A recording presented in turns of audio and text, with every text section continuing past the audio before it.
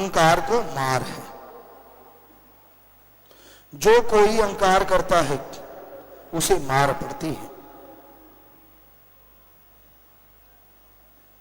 कभी भी आप देख लो, पानी जो होता है वो टीलों के ऊपर नहीं बल्कि नीची जगह आके इकट्ठा होता है, पहाड़ों की चोटी पे नहीं रुकता, नीचे बनी झील पे भर जाता है।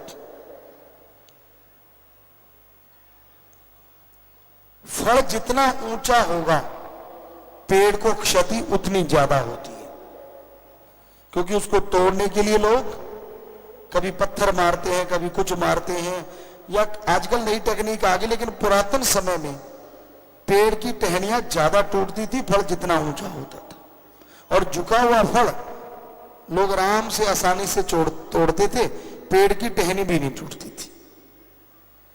तो अहंकार को मार है। अहंकार ना किया करो। कमियां खुद में होती हैं, निकालते आप अल्लाह वाहिगुरु राम में है। अब तो आपको फिल्म में भी देखने को मिल गया होगा वो जो अमली निकाल रहे थे कमियां। सो कमी कभी भगवान में हो ही नहीं सकती। आदमी गलतियों का पुतला है, इसमें कोई दो राय नहीं,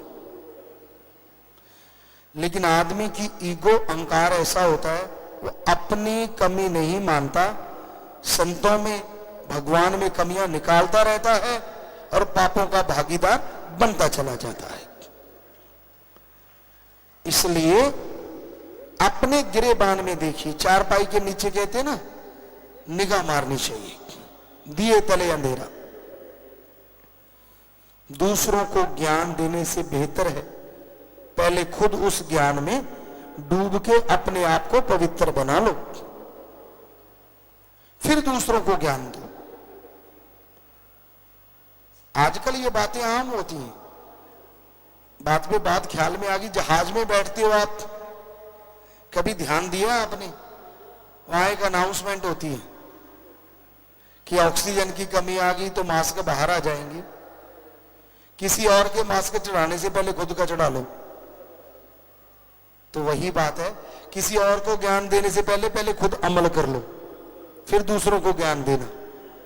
अगर खुद अमल नहीं करते, अगर खुद आप ज्ञानवान नहीं बनते, तो दूसरों का ज्ञान देने का कोई फायदा नहीं होता, क्योंकि जब वो आप में वो कमियां देखेगा तो वो भी बदल जाएगा। इसलिए संत ज्ञान बताते हैं, क्योंकि गुरु की कृपा से, सतगुरु की दया में रहमत से, सतगुरु उनके अवगुणों को, उनकी बुराइयों को 100% साफ कर देता है, और फिर वो ज्ञान देते हैं, भक्ति करते हैं, तो जो भी कोई उनकी बात मानता है उसके अंदर बाहर माला माल होता चला जाता है। पर गुरु एक ही होता है, गुरु की डार नहीं होती। थोड़ा सिमरण करने लग गए, थोड़ी भक्ति करने लग गए, इसका मतलब ये नहीं होता कि वो गुरु बन गया। गुरु की निगाह में तो सिर्फ गुरु को देखो, उसका बराबर किसी को दर्जा मत दो। अगर ऐसा आप करते हो तो भक्ति कटती है, क्योंकि गुरु पैसा नहीं लेता, गुरु चढ़ावा नहीं लेता, गुरु धर्म जात मजहब के नाम पे लड़ाता नहीं, गुरु कभी किसी को गलत रास्ते पे चलाता नहीं। तो इसलिए गुरु को मानते हो अच्छी बात है, पर गुरु की भी माना करो, ये सबसे अच्छी बात है। सिर झुका देना, सजदा कर देना, ये रीत है, ये इज्जत करने का एक तरीका है, लेकिन वचन मान लेना ये रूहानियत पे तरक्की करने का तरीका है। दोनों का एक साथ होना जरूरी है, क्योंकि अगर सत्कार नहीं भगवान के लिए, तो भावना पैदा नहीं होती, और भावना नहीं तो बिना भावना के किया गया सुमरन किसी काम का नहीं। जब आप राम का नाम जपते हो तो राम में ध्यान दिया करो। सत्संग में बैठे बैठे लोग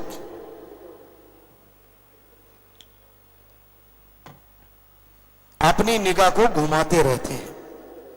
अब आपकी आंखें हैं, जितनी मर्जी घुमाओ, लेकिन ये आंखों की एक गड़बड़ है। जिस चीज को देखती हैं उसका मोह पैदा कर देती हैं। फिर आप देखना शुरू कर देते हो, ये कौन है, ये कैसा है, ये ऐसा होगा फिर वैसा होगा, अच्छा ये मुझे देख रहा है या देख रही है। तो आपके हाव भाव बदल जाते हैं। आप थोड़ा सा यूं करके बैठते हैं, अच्छा क्यों, तेरे पर निकला है क्या? अरे भाई, जैसा तू है वैसा ही अब है और वैसा ही रहेगा, कुछ अलग से नहीं हो गया तेरे। हमने देखा है बच्चे मुंछों पे हाथ मारने लगेंगे या शर्ट को सही करने लगेंगे कि यार मेरे को देखे जा रहा है, मेरे में कुछ है। तो असलियत में ये एक कुदरत ने बनाया था नर मादा, एक दूसरे के प्रति आकर्षित होना कुदरत का नियम था। लेकिन उस नियम को संतों ने और नियम बना के भावना में मर दिया। पति पत्नी की भावना, बहन भाई की भावना, बाप बेटी, मां बाप और दादा दादी। तो ये खास करके हमारे देश में उसी आकर्षण को भावनाओं में बदल दिया।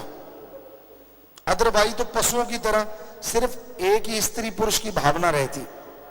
लेकिन संतों का जितना धन्यवाद करें, जितना शुक्राना करें उतना कम है कि उन्होंने भावनाओं को एक नाम दे दिया। अट्रैक्शन को, वो जो आकर्षित होते हैं एक दूसरे के प्रति, उसकी एक नाम रख दिया। तो होता यही है कि हम जब देखते हैं तो हमारी भावनाएं उसका रूप ले लेती हैं। लेकिन कई लोग ऐसे होते हैं जिनकी भावनाएं बेलगाम होती हैं। वो जिसको भी देखते हैं बस एक ही भावना होती है, काम वासना, गलत सोच, नेगेटिव थॉट्स, हर टाइम वही भावना चलती रहती है। इससे तंग आने की जरूरत नहीं है, इससे परेशान होने की जरूरत नहीं है। बस सुमरण करके रोज प्रार्थना करो कि भगवान मेरे में आज जो भी नेगेटिविटी आई, गलत भावना आई, वो कभी आप किसी को कहते हो कि इसका ये हो जाए, उसका वो हो जाए, तो उसके बारे में बोलो कि मेरे ऐसे सोचने से कभी किसी का बुरा ना हो, मेरा गलत सोचने से वो गलत काम ना हो। बस 5 मिनट सुमन कर लो, सारे दिन के पाप का पत्ता साफ। कितना आसान तरीका है। 2 मिनट कर लो, करो तो सही। तो आप भावना को शुद्ध कर सकते हैं, विचारों का शुद्धिकरण कर सकते हैं थोड़े से समय में। भावना शून्य इंसान कभी नहीं होता। राम, अल्लाह, वाहिगुरु के प्रति कईयों ने कहा, हमसे सवाल किए कि मीराबाई हुई थी और मीरा जी ने भगवान को पति बना लिया, ये भावना सही है? आप एक मीरा की बात करते हैं। जितने संत आए, गुरु पीर पैगंबर आए, ज्यादातर ने अपने आप को आत्मा रूप में भगवान की पत्नी बना के उससे इश्क किया है। आप पढ़ के देख सकते हैं कि भगवान अल्लाह, वाहिगुरु, गॉड, खुदा, राम, तो किसी ने लिखा है महिला, किसी ने कुछ, किसी ने कुछ। तो वो भावना गलत नहीं है, क्योंकि वो ईश्वर मां है, बाप है, सगा है, संबंधी है, यार है, दोस्त है, मित्र है, और कोई कोई होता है जो उसे अपना पति भी बनाता है, जैसे मीरा जी। तो मीरा का नाम तो आज हम भी ले रहे हैं। बताइए, उसने अगर भगवान को उस रूप में देखा और भक्ति सारी उसी रूप में की, ये गंदे लोगों की गंदगी होती है जो उन्हें गलत सोच देती है, लेकिन उसका नाम कितना अमर हो गया, आज भी उसका नाम सत्कार से लिया जाता है। तो शुद्ध भावना जो होती है वो एक अलग ही तरह की होती है। नहीं तो लोग भावनाओं के चक्रव्यूह में उलझे रहते हैं, पता ही नहीं चलता कब कौन सी भावना इंसान को भागे ले जाती है, इंसान को गुमराह कर देती है। तो भावनाएं शुद्ध रहें, इसके लिए सुमरन जरूरी है।